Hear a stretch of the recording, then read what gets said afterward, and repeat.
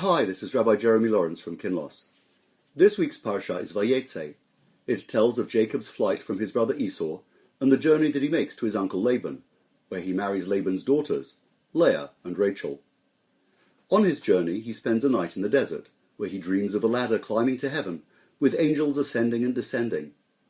On awaking, he makes the observation, "Surely God is in this place, and I hadn't known it." There is plenty of rabbinic debate over this line. There is the concern that Jacob, with all his piety, may have been unaware that God was everywhere. Could this be? Surely he knew. There is also a debate over where this place was. Many Midrashim place it on Mount Moriah, the site of the binding of Isaac and later the temple. However, Jacob calls this place Bet El, which we know is to the north of Jerusalem. He had been heading northwards from Beersheba, and so he must have passed Mount Moriah already on his way. So where did Jacob spend that night and dedicate this altar? The Midrashim, which contend with the geography of it all, have the ladder slanting, its foot in Beersheba, where he started, its midpoint over Jerusalem, and the head, the entrance to heaven, right above Jacob's resting place in Bethel. Some also suggest that the earth moved or bridged Bethel with Jerusalem to make them physically one, and this connection topographically possible. In deconstructing the verse, I think there is an aspect to the image of the ladder which should be neither missed nor dismissed. The Torah so far has presented a God up in heaven and humans down on earth. When mankind and God interact, be it through dialogue or through angels, God's voice booms from the heavens, or the angels are wandering on earth.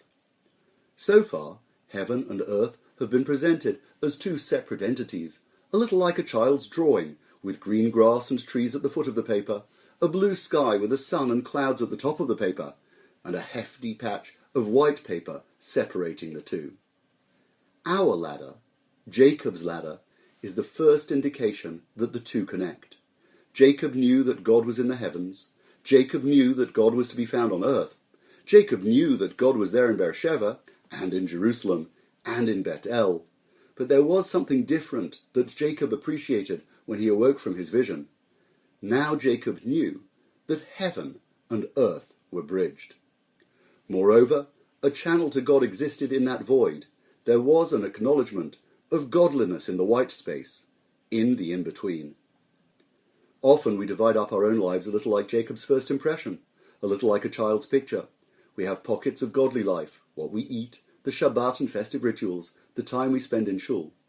But in our work, in our leisure, our relationships and friendships, we are different selves. True spiritual living isn't apportioning moments for me and moments for God. It's making sure that there are no God-free gaps in anything we do. We could do that by running around and filling in the blanks one patch at a time. What we learn from Parshat Vayetze is the concept of dveikut, connecting ourselves with Hashem Bashamayim, with the bridging bond, and then there are no blanks in our lives at all. This is Rabbi Jeremy Lawrence from Kinloss, wishing you a Shabbat Shalom.